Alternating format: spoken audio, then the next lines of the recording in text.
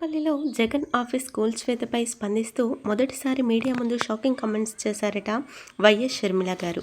ప్రస్తుతం ఈ విషయం కాస్త ఎంతో వైరల్గా మారుతుంది. ఏపీలో ఘోర పరాజయం తర్వాత మాజీ సీఎంకు వరుస షాకులే తగులుతున్నాయి.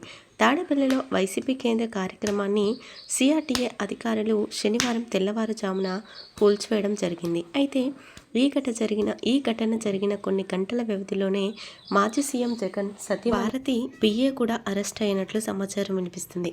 అయితే ఈ విషయాలపై స్పందిస్తూ మొదటిసారి వైఎస్ షర్మిల గారు షాకింగ్ కామెంట్స్ చేశారట.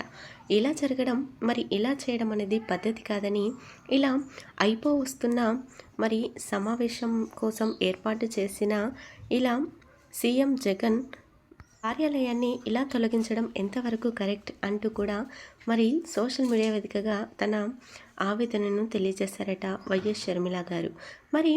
ప్రస్తుతం ఇందుకు సంబంధించిన విషయం కాస్త ఎంతో వైరల్గా మారుతుంది. తన తండ్రి విగ్రహాలను సైతం తొలగించడం మంచి పద్ధతి కాదని సోషల్ మీడియా వేదిక ద్వారా ట్వీట్ కూడా చేసింది వైఎస్ షర్మిల. ఇప్పుడు వైఎస్ షర్మిల చేసిన వాక్యాలు సోషల్ మీడియాలో ఎంతో వైరల్గా మారుతున్నాయి.